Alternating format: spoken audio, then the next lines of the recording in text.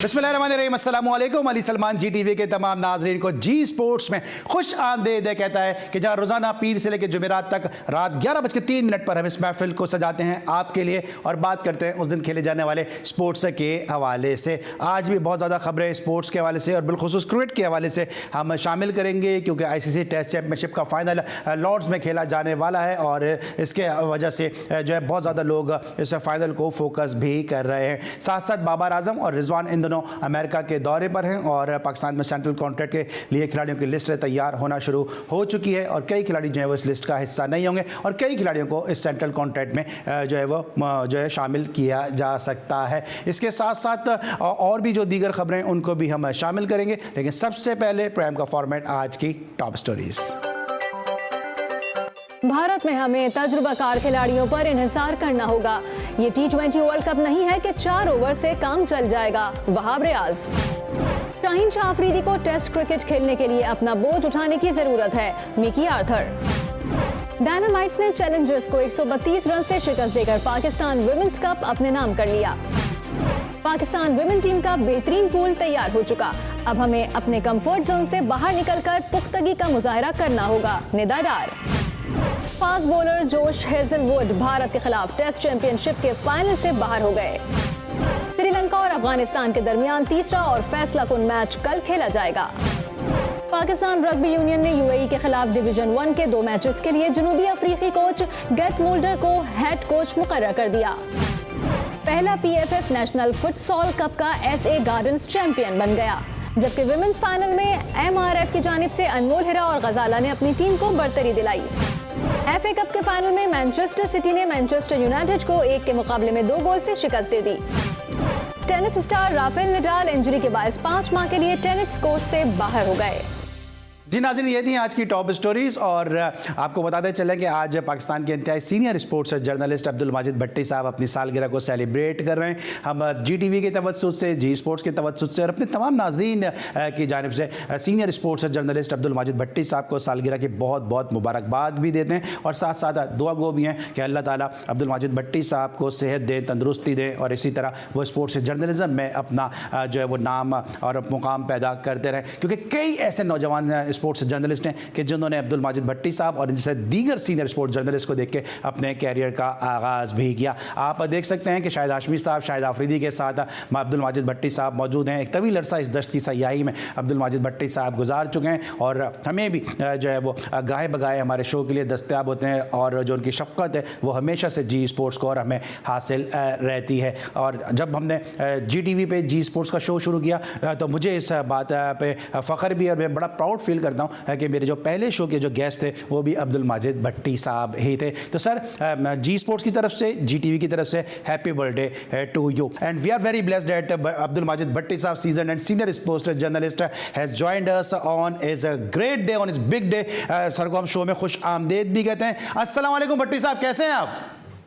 जी वालेकुम अस्सलाम अली, बहुत शुक्रिया आपका और GTV का कि आपने इस काबिल समझा।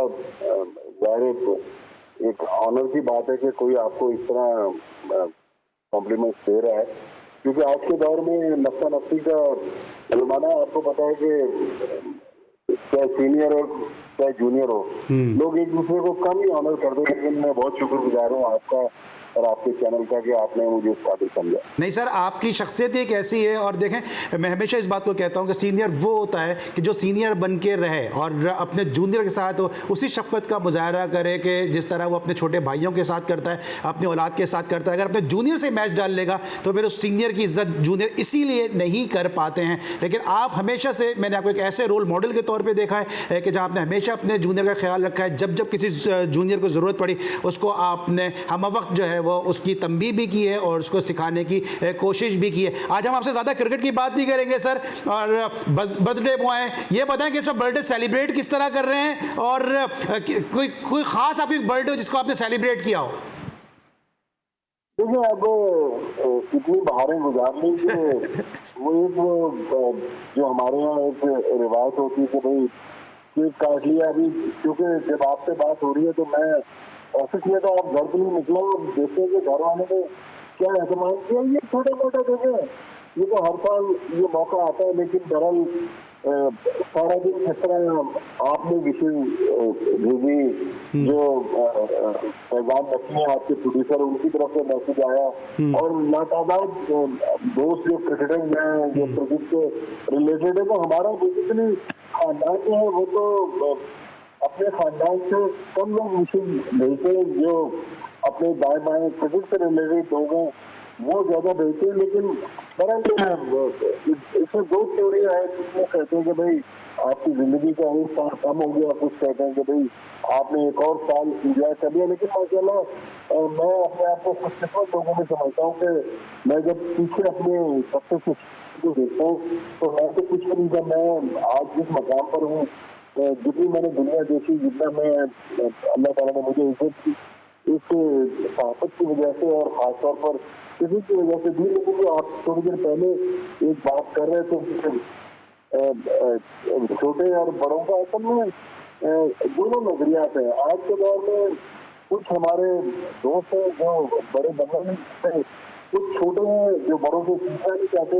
लेकिन अल्हम्दुलिल्लाह हमारे माँ बाप ने तरबियत ऐसी, फिर हमें जो उस्ताद मिले उनसे हमने बहुत सीखा। तो कोशिश करते हैं कि किसी की जिम्मेदारी ना। मैं आपको एक बड़ा इंटरेस्टिंग बात बताऊँ, मुझे पाकिस्तान क्रिकेट बोर्ड में एक हफ्ते में पिछले दिन कह रहे थे कि यार आपका तो कराची में बड़ा कहता है, आपसे तो सारे कराची के काफी डरते हैं। मैंने कहा जरा डरने की बात नहीं है, सिर्फ एक रिस्पेक्ट वाली बात है।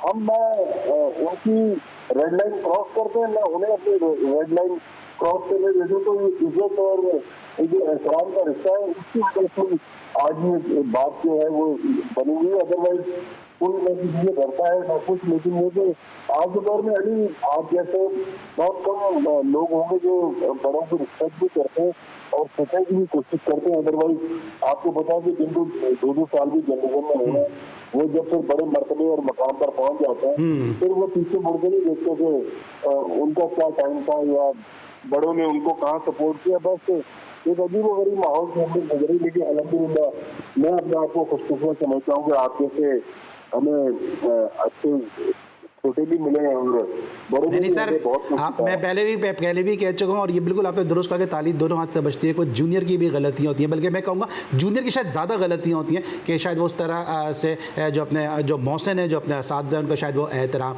नहीं कर पाते। लेकिन भट्टी साहब, अब मैंने तो अब कह दिया था मैं क्रिकेट की कोई बात नहीं करूँगा, लेकिन ये जो मेरे प्रोड्यूसर हैं फैज़ान मुस्तफ़ा नकी, ये काफ़ी शरारती हैं और आपने इनके साथ बड़ा टाइम गुजारा है।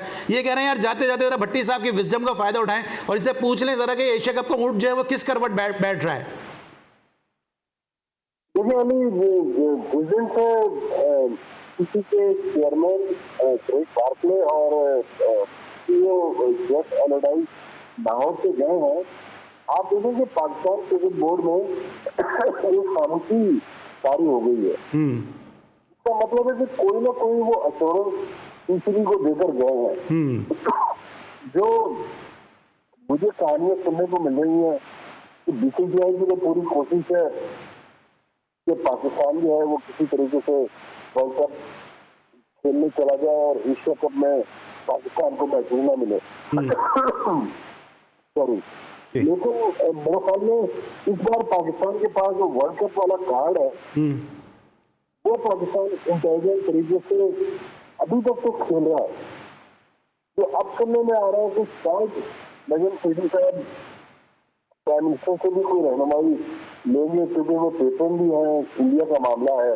फिर फॉरेन मिनिस्टर बिलावल भुट्टो और असद मजीद जो सेक्रेटरी खारजा है, उनसे भी पॉलिसी मालूम करेंगे कि देखो पीसीबी की तो एक पॉलिसी है, अभी तक तो पीसीबी ने हार्ड लाइन ली हुई है, लेकिन हुकूमत क्या चाहती है। तो मुझे लग रहा है कि कहीं ना कहीं बर्फ पिघलेगी और इंडिया जो है वो इस बार थोड़ा सा मुझे बदलाव में नजर आ रहा है। ठीक है सर, ठीक है, thank you so much sir, आप हमारे साथ मौजूद थे इतने इस बिग डे के मौके पर। एक दफ़ा फिर आपको बर्थडे की बहुत बहुत विशेष जी टीवी और जी स्पोर्ट्स की। इस वक्त हम लेंगे ब्रेक, और जब ब्रेक के बाद वापस आएंगे तो हमारे साथ एक बहुत ही ज़बरदस्त क्रिकेटर पे ज्वाइन करेंगे। मिलते हैं छोटे से ब्रेक के बाद।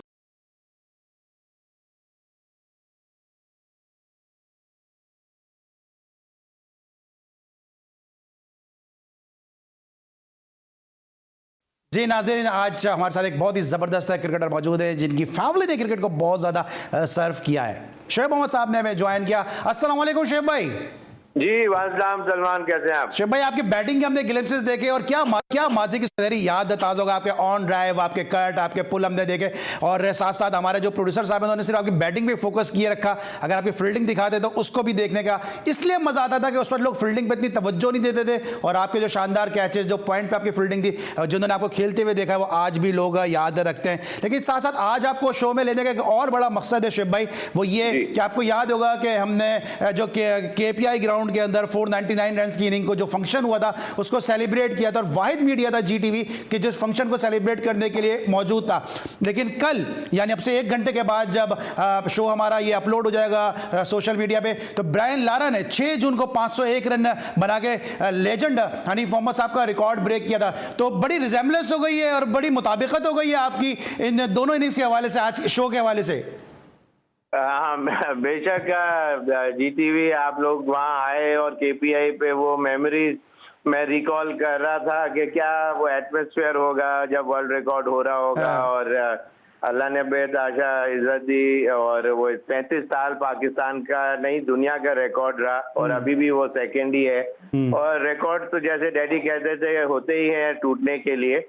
तो बस ये है कि अल्लाह का बेतहाशा करम हमेशा रहा और आप लोग सबका बहुत शुक्रिया और आपकी प्रोड्यूसर का भी कि उन्होंने मेरी यादें ताज़ा लोगों को कुछ करवा दी। जी हाँ, और उस फंक्शन के अंदर में बड़ी खुशी हुई थी कि एक लिटिल मास्टर को, जो ओरिजिनल लिटिल मास्टर हैं, उनको दूसरे लिटिल मास्टर सुनील गावस्कर साहब ने ट्रिब्यूट दिया। हमने फर्रुख इंजीनियर साहब को देखा, उन्होंने किस तरह से ट्रिब्यूट दिया, इंडियन प्लेयर्स ने ट्रिब्यूट दिया, इयन चैपल ने ट्रिब्यूट दिया। तो हाँ, हमारे जो प्लेयर हैं उनकी जो रिस्पेक्ट है वो उनके इंतकाल के बावजूद भी जो है वो कम नहीं होती है। आप समझते हैं कि जो एशिया कप का ये मामला है सारा, इस मामले में भी हमारे क्रिकेटर्स को इन्वॉल्व करना चाहिए, एज एन एम्बेसडर उनको यूज करना चाहिए?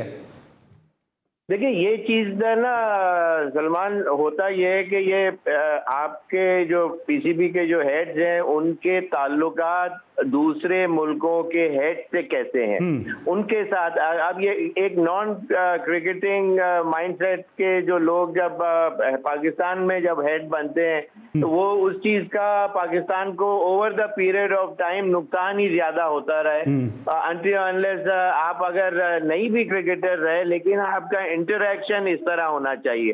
इंडिया वाले देखें कि उनके अगर हेड खास कोई बड़े कोई क्रिकेटर्स नहीं रहे या खेलते हुए नजर नहीं आए, लेकिन बट स्टिल उनका ये तो जो मैनेजमेंट को हैंडल करना, टॉप टियर के लोगों के साथ, इन्फ्लुएंशियल लोगों के साथ किस तरह बात को आगे बढ़ाई जाती है, अपना you got to put your right foot forward और उस तरह से मिल के एक टीम बनानी पड़ती है। आप अकेले वहां जाके बैठ जाएं और वहां उस तरह से वो चीज हासिल नहीं हो सकती जो आपका मेन मोटो होता है। बेसिकली आप फिर ये कि सेकेंडरी रोल में आते हैं, उन्होंने जो आपको दे दिया आपने ले लिया। क्योंकि हम ये देखते हैं कि अभी जब श्रीलंका की टीम आई थी तो जावेद साहब उस वक्त बोर्ड के साथ एसोसिएट थे, उन्होंने कहा कि राना टुंगा से ताल्लुकात की बुनियाद पर ये टीम मैं बुलाने में कामयाब हो गया हूँ। सादिक मोहम्मद साहब को जो है वो इंडिया वाले मेहमान के तौर पे बुलाते हैं और वहाँ पे उनको मैचेस दिखाते हैं। तो अभी भी रिस्पेक्ट जो है वो प्लेयर्स की है, जो पुराने प्लेयर हैं खासतौर से मैं उनकी बात कर रहा हूँ, तो उनको यूज़ करना चाहिए। लेकिन अब आपको क्या लगता है कि इंडिया में ये बातें हो रही हैं कि जी एशिया कप जो है ये अब जो शिप इज सिंकिंग, कि अब जो है शायद ये एशिया कप हो नहीं सकेगा, आपकी क्या राय है?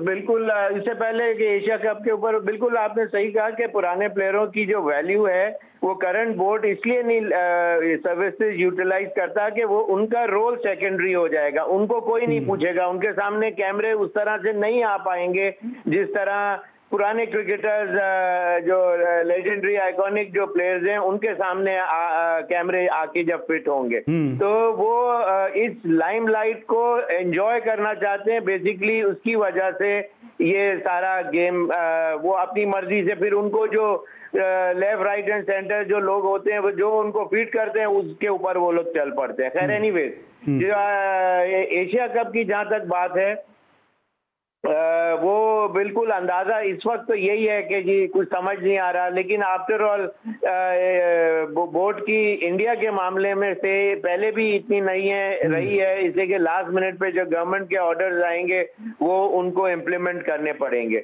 लेकिन अंदाजा इस वक्त तो यही है कि काफी मुश्किलात में हर चीज को डाल दिया गया है, वरना एक दफा कभी ना कभी तो पाकिस्तान को स्टैंड लेना चाहिए दूसरी बड़ी कंट्रीज के साथ मिलके। वही जो मैंने आपको पहला जवाब दिया, अगर मिलके कुछ होता तो इंडिया को कॉर्नर कर सकते हैं।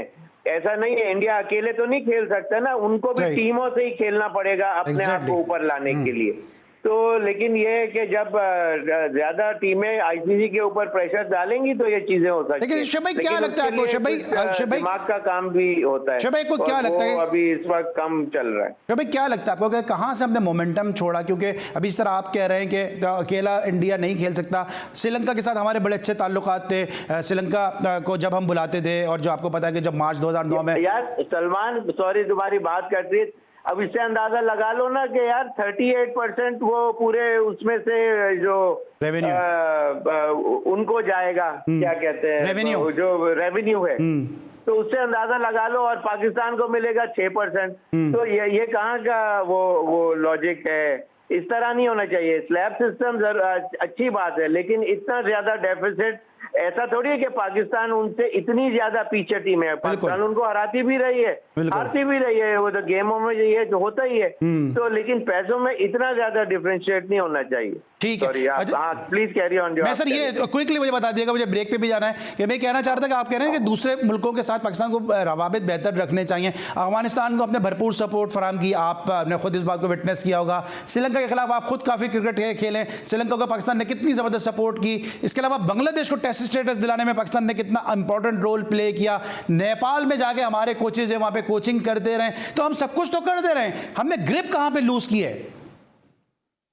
देखिए ये क्रिकेट खिलाना और उनको, ये तो देखिए ना, आप किसी को एक आदमी एक कंट्री को आप सपोर्ट कर रहे हैं, सपोर्ट करने में फिर उनके वो जो हमारे भी बोर्ड वाले टॉप जो लोग हैं, जो बोर्ड के जो चेयरमैन वगैरह जो हैं, अगर वो चेंज भी तो होते रहे इतने टाइम पे, तो वो टाइम होता है ना कि आप जो पीछे वाले ने जो लेगेसी छोड़ी, उनको हेल्प करी, तो उस चीज को मनवाना पड़ता है।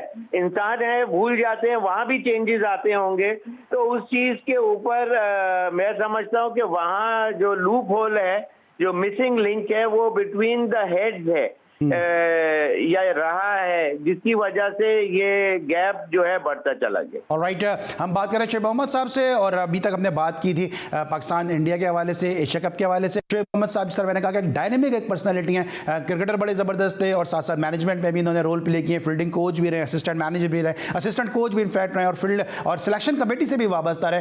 वर्ल्ड कप के स्क्वाड के हवाले से काफ़ी जो है वो डिबेट हो रही है, और 2015 के जो वर्ल्ड कप का स्क्वाड था वो शोएब मोहम्मद साहब उसकी सिलेक्शन कमेटी के मेंबर थे, और सोहेल खान को उन्होंने जिस तरह आउट ऑफ द वे जाके, आउट ऑफ द बॉक्स जाके सिलेक्ट किया था, उसके बाद सबने सोहेल खान की परफॉर्मेंस भी देखी थी। ब्रेक लेंगे, और ब्रेक के बाद वापस आके शोएब भाई से मजीद स्क्वाड के हवाले से बात भी करेंगे कि क्या होना चाहिए। मिलते एक छोटे से ब्रेक के बाद।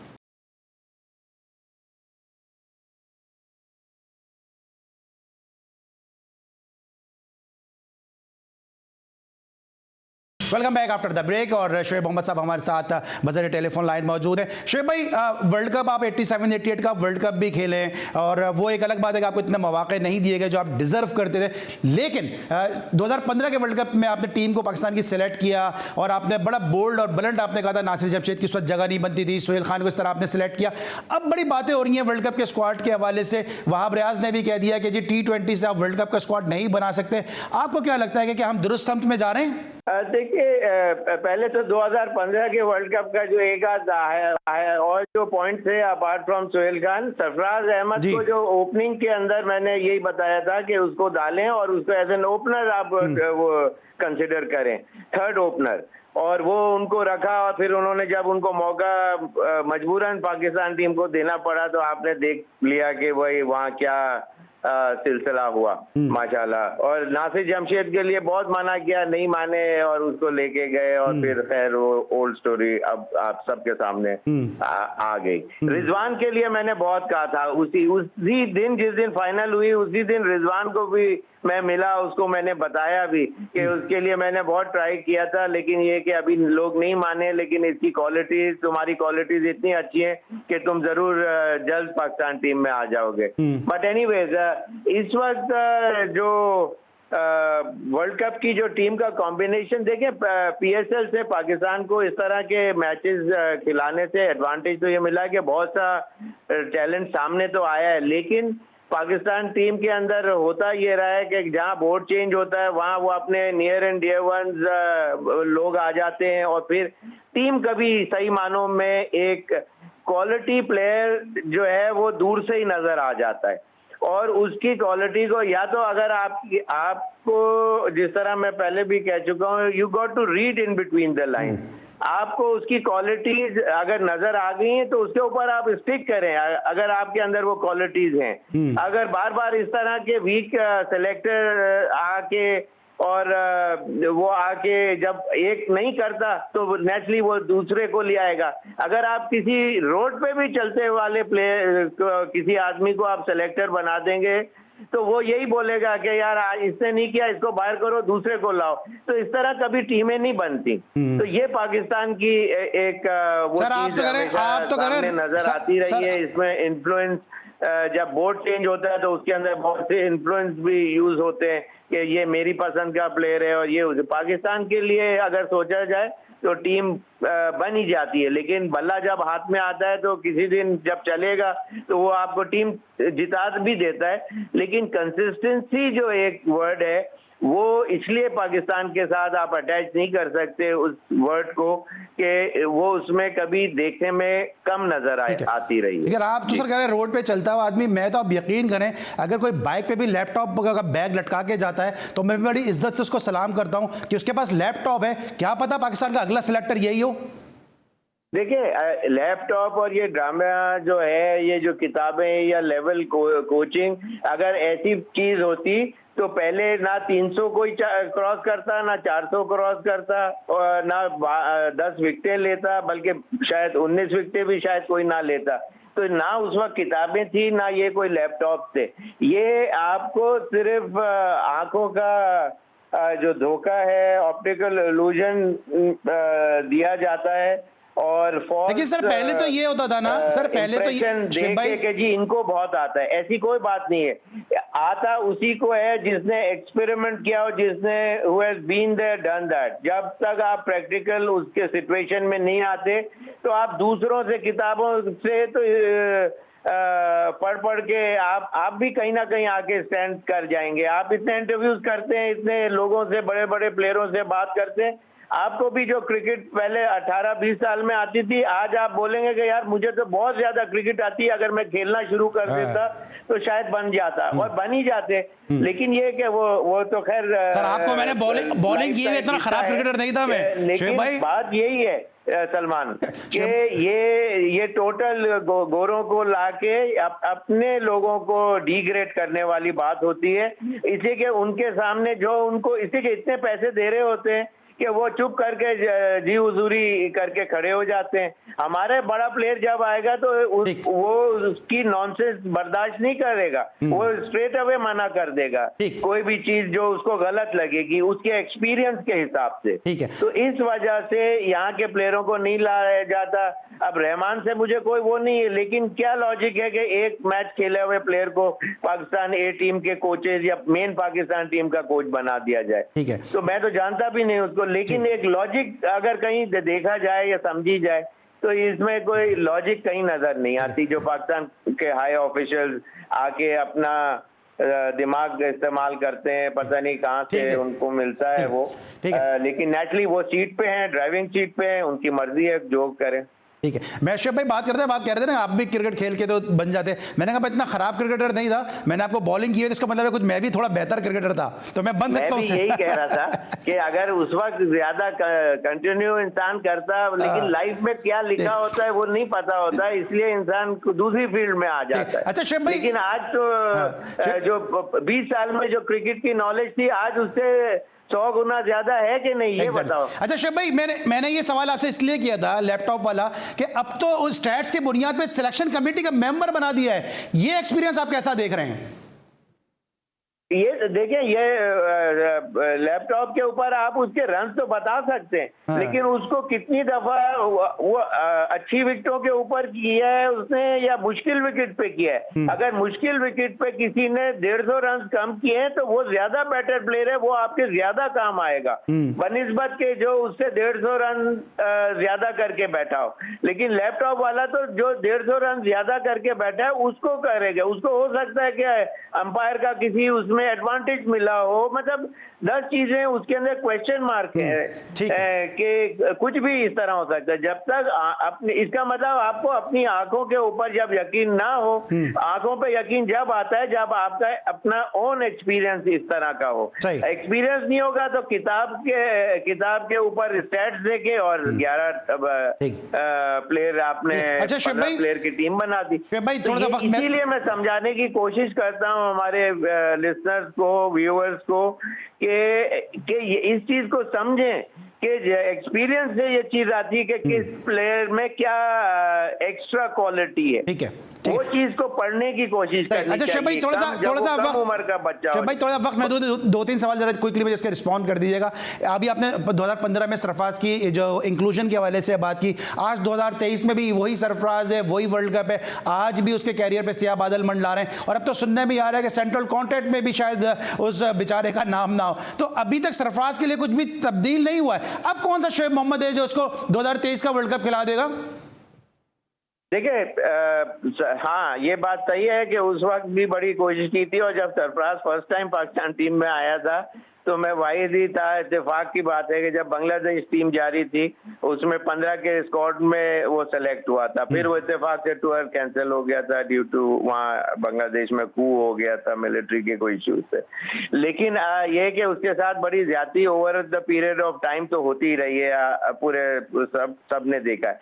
लेकिन एक पॉइंट मैं रेज करना चाहता हूँ कि सरफराज को अगर एक तो बहुत अरसा से नहीं खिलाया, लेकिन आपका वो एक डिपेंडेबल प्लेयर है, बैटिंग में कैप्टनसी के अंदर आपको हेल्प कर सकता है और as a wicket keeper also. लेकिन इस तरह बाज कोचेज को जो बार बार घुमा के ले आते हैं हमारे पाकिस्तानी कोचेज को, वो कहाँ से वो कौन से मैचेस या टूर्नामेंट जिता के कहीं आ रहे होते हैं जिनको वापस ले लिया जाता है। मतलब बगैर कोई कुछ किए हुए जी नाम है और उसको वापस ले आते हैं। तो ये चीज की लॉजिक मेरी तो समझ में नहीं है। हो सकता है आप अगले प्रोग्रामों में इसके ऊपर कुछ हाईलाइट कर सकते हैं। अच्छा, आखिरी मेरा सवाल है कि अभी आईसीसी वर्ल्ड टेस्ट चैंपियनशिप का फाइनल खेला जाने वाला है, इंडिया वर्सेस ऑस्ट्रेलिया लॉर्ड्स में। आपसे बढ़ के टेस्ट क्रिकेट की बात कोई ना कर सकता है ना समझ सकता है, क्योंकि आपके तो ब्लड में टेस्ट क्रिकेट है। किसको फेवरेट समझ रहे हैं आप? देखिए, ऑस्ट्रेलिया इसलिए कि ऑस्ट्रेलिया की होम ग्राउंड है, ऑस्ट्रेलिया में ये हो रहा है तो डेफिनेटली ऑस्ट्रेलिया का ज्यादा एडेड एडवांटेज है। लेकिन इंडिया की टीम ने टाइम एंड अगेन कन्फ्रंट किया है, उनके 1-2 प्लेयर्स एक्स्ट्रा ऑर्डिनरी परफॉर्मेंस देके उनकी टीमों को जिताया है। इट्स अ फनी गेम है ऑन द डे।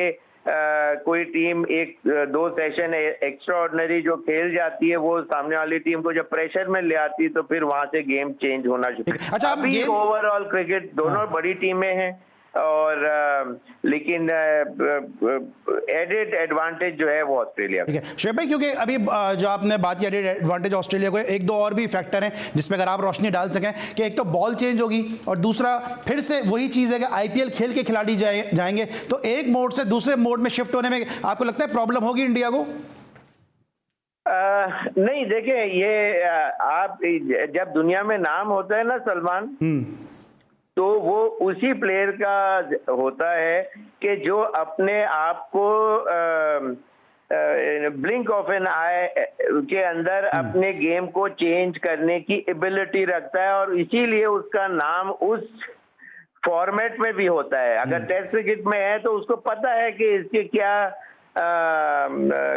रिक्वायरमेंट्स हैं और किस तरह मुझे खेलना है। डेफिनेटली थोड़ा बहुत तो फ्लो जो आईपीएल का है वो जहन में होता है, लेकिन जब बीच में थोड़ा सा टाइम मिलेगा माइंडसेट चेंज होगा। इसलिए कि it all depends from the top of your head. वहाँ आपको शिफ्टिंग ऑफ गियर, जो अच्छे प्लेयर हैं, जो अच्छा वो है, वो डेफिनेटली स्पेशली बैट्समैन जल्दी अपने आप को अडेप्ट कर लेता है। बाज दफा सिर्फ बॉलर्स के लिए थोड़ी मुश्किल होता है लेंथ लाइन को वापस से, एक टेस्ट क्रिकेट की लेंथ लाइन डिफरेंट होती है बनिस्बत उसके T20 के। तो ये चीज जितना बड़ा प्लेयर होगा उतनी जल्दी अडेप्टेशन वो कर पाएगा। ठीक है, thank you so much Sheikh Mohammad भाई, हमारे साथ मौजूद थे। और साथ साथ जानने से पहले आपको पेशगी हज की मुबारकबाद कि अपने नाज़रीन को बताते चलेंगे शोएब भाई माशाल्लाह हज की सादत हासिल करने के लिए जा रहे हैं, और आपसे कि आप इस मुल्क की सलामती के लिए, इस मुल्क के लिए और हम सब के लिए ज़रूर जो है वो खाना खुदा में दुआ कीजिएगा, क्योंकि जो है वो दुआओं की हम सबको अशद ज़रूरत है। आज के शो के लिए बस इतना ही। अब्दुल माजिद भट्टी साहब का, शोएब मोहम्मद साहब का शुक्रिया अदा करते हैं जिन्होंने अपना कीमती वक्त जी स्पोर्ट्स को दिया। इंशाल्लाह कल रात एक दफ़ा फिर आपसे मुलाकात होगी। उस वक्त तक के लिए अली सलमान को पूरी प्रोडक्शन टीम के साथ इजाज़त दीजिए। अपना बहुत ख्याल रखिए। अल्लाह हाफ़िज़।